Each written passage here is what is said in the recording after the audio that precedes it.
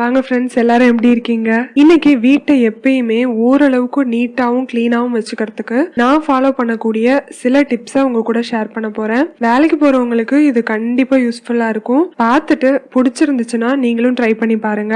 Already நம்ம சேனல்ல clean with me அப்படிங்கிற பிளேலிஸ்டுக்கு கீழே நிறைய கிளீனிங் வீடியோஸ் நான் அப்லோட் பண்ணியிருக்கேன். ரொம்ப ஈஸியா வீட்டில் இருக்க பொருளை வச்சு எப்படி கிளீன் பண்ணலாம் அப்படின்ற மாதிரி. ரீசெண்டா வீட்டில் இருக்கக்கூடிய பொருள்களை வச்சு டீப் கிளீனிங் எப்படி பண்ணலாம், அதுக்கப்புறம் ஃப்ரிட்ஜை எப்பயுமே நீட்டாகவும் க்ளீனாகவும் வச்சுக்கணுன்னா என்னென்ன மாதிரியான ரொம்ப சிம்பிளான டிப்ஸ்லாம் ஃபாலோ பண்ணலாம் எப்படிங்கிற வீடியோஸும் ஷேர் பண்ணியிருக்கேன். நீங்கள் இது வரைக்கும் செக் பண்ணலைன்னா கண்டிப்பாக செக் பண்ணி பாருங்கள். நாங்கள் இதோட லிங்க் எல்லாமே கீழே டிஸ்கிரிப்ஷனில் கொடுக்குறேன். வாங்க இன்னைக்கு வீடியோக்குள்ளே போகலாம். எடுத்த பொருளை எடுத்த இடத்துல வைக்கிறது தாங்க ஃபர்ஸ்ட் நான் ஃபாலோ பண்ணுறது.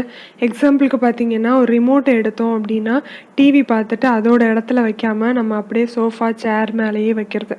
இதை நான் கண்டிப்பாக அவாய்ட் பண்ணிடுவோம். அந்த பொருளை எங்கேருந்து எடுக்கிறோமோ அந்த இடத்துலயே திருப்பி வைக்கணும். இந்த பிளேஸை டிசைட் பண்ணி உங்கள் வீட்டில் இருக்கிற எல்லாரும் அதை ஃபாலோ பண்ணுற மாதிரி வச்சுக்கோங்க. நெக்ஸ்ட்டு, அழுக்கு துணியை அப்படியே பாத்ரூம்லேயோ இல்லை கதவுக்கு பின்னாடியோ போடாமல் லாண்ட்ரி பாஸ்கெட்டில் போடுறத ஒரு ஹேபிட்டாக ஃபாலோ பண்ணுங்கள். ஏன்னா நிறைய பேர் வீட்டில் பார்த்தீங்கன்னா இந்த கதவுக்கு பின்னாடி அழுக்கு துணி இருக்கும். அப்படி இல்லைன்னா பாத்ரூமில் இருக்க ஹேங்கரில் அப்படியே அழுக்கு துணி மாட்டி கிடக்கும். இது எல்லாமே நமக்கு டபுள் வேலையாக இருக்கும். லேடிஸ்க்கு வேலையை குறைக்கணும் அப்படின்னா இந்த வீட்டில் இருக்கிற எல்லாருமே இதை ஃபாலோ பண்ணால் நல்லது. நெக்ஸ்ட்டு, இந்த பாத்ரூமில் ஃப்ளோரு அப்புறம் அந்த பைப்ஸு இதை டெய்லியுமே குளிக்க போகும்போது நான் தேய்ச்சி கழுவிடுவேன். இது ஒரு எக்ஸசைஸ் மாதிரியும் ஆச்சு. 5 நிமிஷம் தான் எக்ஸ்ட்ரா ஆகும். ஏன்னா நம்ம டீப் க்ளீன்லாம் பண்ணல, ஜஸ்ட்டு ரஃப்பாக ஒரு க்ளீன் பண்ணுறோம். இதை நம்ம டெய்லி பண்ணிக்கிட்டே இருந்தோம்னாலே அது க்ளீனாகவே மெயின்டைன் ஆகிட்ருக்கும். நீங்கள் டீப் க்ளீனிங் பண்ணுற அன்னைக்கும் அதுக்கு ரொம்ப டைம் எடுக்காது. அதே மாதிரி டெய்லி மார்னிங்கில் வீடு கூட்டுற பழக்கமும் இப்போ நான் ஃபாலோ பண்ணிகிட்ருக்கேன். இதுவும் எக்ஸ்ட்ரா ஒரு 5 மினிட்ஸ் தான் எக்ஸசைஸ் மாதிரி. வீடும் க்ளீன் ஆகிடும். பொருள்களை எடுத்து அந்தந்த இடத்துல வச்சாலே நம்ம வீடு கூட்டுற வேலை ஈஸியாக ஆகிடும். அதான் நான் இதை ஃபாலோ பண்ணுறேன். இதுக்கு முன்னாடி பார்த்திங்கன்னா நான் ஈவினிங்கில் வேலை விட்டு வந்ததுக்கப்புறம் அந்த வேலையை பண்ணிகிட்டு இருந்தேன். சில சமயங்களில் அது லேட்டாச்சு ஆஃபீஸ் விட்டு வர்றதுக்கு அப்படின்னா அது அப்படியே ஸ்கிப் ஆகிடும். ஸோ அது 1-2 நாள் ஸ்கிப் ஆகிறது பெருசாக தெரியாது, பட் அப்படியே அது போயிட்டே இருந்துச்சு.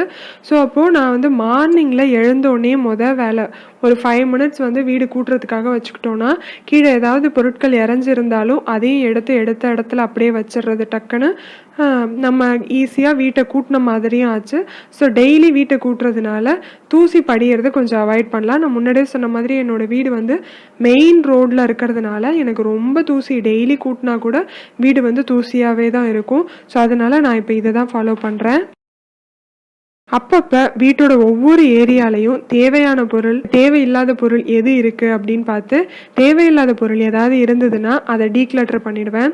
மெயினாக bill box, handbag, drawers, fridge, pooja shelf, kitchen இந்தந்த இடத்தையெல்லாம் நான் ஒரு நாள் அதுக்குன்னு ஸ்கெடியூல் பண்ணிப்பேன். இதை நீங்கள் டீக்ளட்டர் பண்ணுறதுக்கு ரொம்ப டைம்லாம் எடுக்காது. ஜஸ்ட்டு ஒரு 10 மினிட்ஸ் அதுக்காக ஸ்பெண்ட் பண்ணால் போதும். இது உங்களுக்கு எப்போயாவது போர் அடிக்குது, டைம் பாஸ் ஆகலை அப்படின்னு நினைக்கிற டைமில் மொபைல் எடுத்து பார்க்கறதுக்கு பதிலாக அதை அவாய்ட் பண்ணுறதுக்கு இந்த மாதிரி டீக்ளட்டரிங் வேலையை ஸ்டார்ட் பண்ணோன்னு வச்சுக்கோங்களேன். நமக்கு மைண்ட் ரிலாக்ஸ் ஆகிடும். எவ்வளோதான் நம்ம மைண்டில் ஸ்ட்ரெஸ் இருந்தாலும் இந்த மாதிரி சில வேலைகளை பண்ணும்போது நம்ம கண்டிப்பாக ஃப்ரெஷ் ஆகிடுவோம். ஸோ இந்த மாதிரி அடிக்கடி டீக்ளட்டர் பண்ண வேண்டிய பிளேசஸ் எதெல்லாங்கிறது உங்களுக்கு தான் தெரியும். ஸோ நீங்கள் அதை டிசைட் பண்ணிவிட்டு அப்பப்போ அந்த வேலையை பண்ணிவிடுங்க. டெய்லி மார்னிங் ஆஃபீஸ் போகும்போதோ இல்லை ஈவினிங்லேயோ கார்பேஜ் கொண்டு போய் போடுறத ஒரு ஹேபிட்டாக வச்சுக்கோங்க. இதை பண்ணிட்டாலே வீட்டில் பாதி கரப்பாம்பூச்சி வர்றதை அவாய்ட் பண்ணிடலாம். அடுத்தது, வாசலில் அலங்கோலமாக கிடக்கிற ஸ்லிப்பர்ஸுங்க. இது ஒவ்வொருத்தர் போடும்போதும் நீட்டாக போடுறது மட்டும் இல்லாமல் ஒருத்தருக்கு ஒரு செட் இல்லைன்னா மேக்ஸிமம் 2 செட்டு இப்படி யூஸ் பண்ணாலே போதும். அந்த பிளேஸ் கண்டிப்பாக நீட்டாக தான் இருக்கும். கண்டிப்பாக இந்த லாக்டவுனுக்கு அப்புறம் நம்மளோட லைஃப் ஸ்டைலில் நிறைய சேஞ்சஸ் வரலாம் அப்படின்னு நான் எதிர்பார்க்குறேன். கண்டிப்பாக 100% எல்லாரும் ஃபாலோ பண்ணலைனாலும் அட்லீஸ்ட் ஒரு 25% பீப்புள் கிட்ட இந்த மினிமலிசம் அப்படிங்கிற ஒரு விஷயம் ஃபாலோ பண்ணுவாங்க அப்படின்னு நான் எதிர்பார்க்குறேன். ஏன்னா இப்போவே நம்ம ஆல்ரெடி அதுக்கு கொஞ்சம் பழகிட்டோம். ஸோ நம்ம இனிமேல் ஒரு பொருள் வாங்குறதுனா கண்டிப்பாக யோசிப்போம், இது நமக்கு தேவையா தேவையில்லையா அப்படின்னு. ஸோ இந்த மாதிரி கம்மியான பொருள்கள் நம்ம வீட்டில் இருந்தாலே நம்ம வீடு கண்டிப்பாக க்ளீனாகவும் ஆர்கனைஸ்டாகவும் தான் இருக்கும். நெக்ஸ்ட்டு சாமி ரூம்ல ஒரு மிகப்பெரிய கிளட்டர் என்ன இருக்குன்னு பார்த்தீங்கன்னா, தீக்குச்சியும் காஞ்சு போன பூவும். இத போடுறதுக்கு இந்த மாதிரி ஒரு வேஸ்ட் கண்டெய்னர் ஏதாவது ஒரு use and throw plastic box வச்சிருக்கலாம். இத நான் வச்சிருக்கிறதுனால என்னன்னா, இந்த ஷெல்ஃப் ஃபுல்லா இந்த பூவோ இல்லைன்னா தீக்குச்சியோ அப்படியே கிடக்கிறத வந்து அவாய்ட் பண்ணிடுவேன். இது உங்களோட தேவைக்கு தகுந்த மாதிரி நீங்க பாக்ஸ் வச்சுக்கோங்க. இப்ப நான் இதில காமிக்கிறது பார்த்தீங்கன்னா, என் வீட்ல நான் யூஸ் பண்ணாம இருக்கிற ஒரு டிஃபன் பாக்ஸு, அதுக்கப்புறம் ஒரு யூஸ் அண்ட் த்ரோ கண்டெய்னர் இதுதான். எனக்கு இதுவே வந்து ஓகேன்னு தோணுச்சு. அதனால நான் இத வச்சிருக்கேன். உங்களுக்கு வந்து இத இன்னும் ஏதாவது அழகான ட்ரேவா வச்சா பார்க்கறதுக்கும் நீட்டா இருக்கும் அப்படின்னு தோணுச்சுன்னா, நீங்க அந்த மாதிரி வச்சுக்கோங்க. அது இன்னும் ரொம்ப நல்லாயிருக்கும். பட் எனக்கு வந்து இதுவே கம்ஃபர்டபுளா இருக்குங்க. அடுத்தது கிச்சனுக்கு வருவோங்க. டெய்லி நைட்டு இந்த பாத்திரம் விளக்கி முடிச்சோனயே சிங்க்ல இருக்க பைப்பு இதையும் நான் கிளீன் பண்ணிடுவேன்.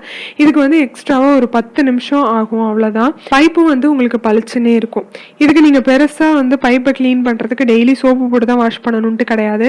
வெறும் ஸ்க்ரப்பரை வச்சு தேய்ச்சாலே போதும். அதே மாதிரி டெய்லி நைட்டு வந்து அடுப்பு மேடையையும் கிளீன் பண்ணிடுவேன்.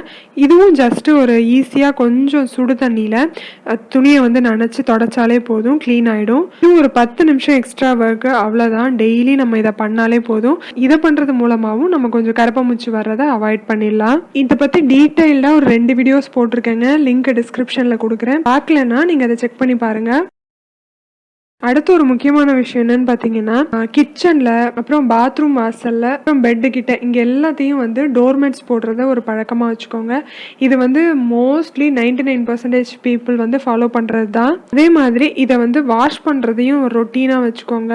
உங்களால முடிஞ்சிச்சுன்னா எப்பயுமே ஒரு 2 செட்டு டோர்மேட்ஸ் வச்சுக்கோங்க. ஸோ ஒரு செட்டை வந்து நீங்க துவைச்சு போட்டுறீங்க அப்படின்னா அடுத்த செட்டை வந்து நீங்க யூஸ் பண்ண ஆரம்பிச்சுக்கலாம். இந்த டோர்மேட் கிளீனிங் வீடியோவும் நான் ஆல்ரெடி சேனல்ல ஷேர் பண்ணியிருக்கேன். லிங்க் தரேன். நீங்க இது வரைக்கும் செக் பண்ணலைன்னா ப்ளீஸ் செக் பண்ணி பாருங்க. காலையில எந்திரிக்கும் போதே அவங்கவுங்களோட போர்வை, பில்லோ இதெல்லாம் நீட்டாக எடுத்து வச்சுட்டாலே போதும். அடுத்தது நீங்கள் வந்து பெட் யூஸ் பண்ணல, கீழே பாய் போட்டு படுக்கிறீங்க அப்படின்னா அப்போ ரொம்பவே ஈஸிங்க இந்த வேலை. கண்டிப்பாக அவங்கவுங்க படுக்கிற பாயை அவங்கவுங்களே அப்படியே சுருட்டி வைக்கணும். இதை வந்து ஒரு ஹேபிட்டாக ஃபாலோ பண்ணுங்கள். உங்கள் வீட்டில் குட்டி பசங்க இருந்தாங்கன்னா அவங்கக்கிட்ட இந்த வேலையை கொடுத்தீங்கன்னா ரொம்ப நீட்டாக நம்மளை விட அவங்க பக்காவாக செஞ்சுருவாங்க. அடுத்தது இந்த ரெசிப்ட்டு, பில்ஸ், விசிட்டிங் கார்ட்ஸு இது எல்லாத்தையும் அப்படியே எங்கேயாச்சும் ஒரு இடத்துல போடாமல் ஏதாவது ஒரு பாக்ஸ் எங்கே வச்சா கன்வீனியண்ட்டாக இருக்குமோ அந்த இடத்துல வச்சுக்கோங்க. அந்த பாக்ஸில் போடுறத ஒரு ஹேபிட்டாக வச்சுக்கோங்க. ஸோ நான் மந்த்லி ஒன்ஸ் வந்து இதை டீக்ளட்டர் பண்ணுவேன். சம்டைம்ஸ் ஏதாவது பில்லு, ரெசிப்ட் இதெல்லாம் தேவைப்படும். அப்போ வந்து நம்ம போய் எங்கே வச்சோன்ற தேடுறதுக்கு பதிலாக இந்த பாக்ஸில் இருந்ததுன்னு வச்சுக்கோங்களேன், அதுலேருந்து நம்ம எடுத்து ஈஸியாக எடுக்கிறதுக்கு ஈஸியாக இருக்கும். அடுத்தது ஒரு கவரை பிரிக்கிறீங்க இல்லை ஏதாவது பேப்பரை கிழிக்கிறீங்க அப்படின்னா அந்தந்த இடத்துல அப்படியே போடாமல் அதை வந்து டஸ்ட்பினில் போடணும் அப்படிங்கிறத ஃபாலோ பண்ணுங்கள். அடுத்து ஒரு முக்கியமான ப்ராப்ளம் என்னன்னு கேட்டிங்கன்னா, எங்கள் வீட்டில் காஞ்ச துணி எடுத்துகிட்டு வந்து சோஃபாலேயோ இல்லை சேர் மேலேயோ போட்டுட்டேன்னு வச்சுக்கோங்களேன், அது அப்படியே 1 வீக் வரைக்கும் அப்படியே இருக்கும். அப்படியே காலையில் கிளம்புற போது வந்து பார்த்திங்கன்னா தேவையானதை அந்த இடத்துலேருந்து எடுத்து யூஸ் பண்ணுற அளவுக்குலாம் மாறி இருக்குது சில சமயங்களில். அப்போ நான் அதுக்கு என்ன ஃபாலோ பண்ணேன் அப்படின்னு பார்த்தீங்கன்னா, இந்த ஹால்லையே வந்து பாயை விரித்து கீழே போட்டுட்டேன். அப்போ எனக்கு என்ன ஆகும்னா, நான் வந்து காலையில் கூட்டுறதுக்கு போகும்போது கண்டிப்பாக அந்த பாயில் இருக்கிற துணி எல்லாத்தையும் நான் வந்து க்ளீன் பண்ணி ஆகணும். பாயை மடித்து வச்சா தான் அந்த இடத்த கூட்ட முடியும். கண்டிப்பா யாராவது வீட்டுக்கு வந்துட்டாலும் பிரச்சனை. சேர்ல போட்டோம்னா சேரை கொண்டு போய் ரூம்ல போட்டுட்டோம்னா வேலை முடிஞ்சிடும். ஆனா பாயில போட்டு அந்த மாதிரி என்னால ஃபாலோ பண்ண முடியல. ஸோ அப்போ அதுக்கு இந்த மாதிரி நான் போட்டதுனால என்னாச்சுன்னா, இப்போ எனக்கு ரொம்ப வேலை இருக்குன்னா கூட நான் என்ன பண்ணுவேன்னா 2 நாளைக்கு ஸ்ப்ளிட் பண்ணிப்பேன் அந்த துணி மடிக்கிற வேலையை. கண்டிப்பா 2 நாளைக்கு மேல அந்த துணி அந்த இடத்துல கிடக்காது. மேக்ஸிமம் நான் என்ன பண்ணுவேன்னா அன்னைக்கு எப்படியும் மடிச்சு வச்சிடணும் அப்படின்னு ஃபிக்ஸ் பண்ணிப்பேன். அப்படி இல்லைன்னா மேக்ஸிமம் 2 நாள், அந்த 2 நாளில் அந்த துணியை மடித்து அதாவது அந்தந்த இடத்துக்கு போயிடும். ஸோ நான் வந்து இந்த மாதிரி ஒரு டிப்பை ஃபாலோ பண்ண ஆரம்பித்தேன். இந்த மாதிரி செஞ்சு பார்க்கலான்னு அது எனக்கு கன்வீனியண்ட்டாக இருந்துச்சு. இதே மாதிரி உங்கள் வீட்லேயும் ப்ராப்ளம் இருக்குன்னா உங்களுக்கு எந்த மெத்தட் வந்து ஒர்க் அவுட் ஆகுதுன்னு பார்த்து நீங்கள் அதை மாதிரி ட்ரை பண்ணிக்கோங்க. நான் இதெல்லாம் இவ்வளோ சொல்லிட்டு இருக்கேன். இன்னொரு முக்கியமான விஷயமும் இருக்குங்க. இது எல்லாத்தையும் நீங்கள் ரொட்டீனாக ஃபாலோ பண்ணுறது எவ்வளோ முக்கியமோ அதே மாதிரி உங்களால் ஒரு நாள் முடியல அப்படின்னா இது எல்லாத்தையும் விட்டுட்டு நீங்கள் ரெஸ்ட் எடுக்கிறது முக்கியம். இல்லை என்னால் முடியலனாலும் பரவாயில்ல, கண்டிப்பாக நான் இன்றைக்கி வீடு கூட்டியே ஆகணும், கண்டிப்பாக இன்றைக்கி நான் இந்த பாத்திரத்தை தேய்ச்சே ஆகணும் அப்படிலாம் எந்த கட்டாயமும் யாருக்குமே கிடையாது. யாராலையும் அப்படி மிஷின் மாதிரி ஒர்க் பண்ணவும் முடியாது. நம்ம நல்லா இருக்க சமயத்தில் இதை 100% ஃபாலோ பண்ணியே ஆகணும். நம்மளால் முடியல அப்படின்னா இது எல்லாத்தையுமே விட்டுட்டு ரெஸ்ட் எடுக்கணும் அப்படிங்கிறதும் கண்டிப்பாக ஒரு ஹேபிட்டாக வச்சுக்கோங்க.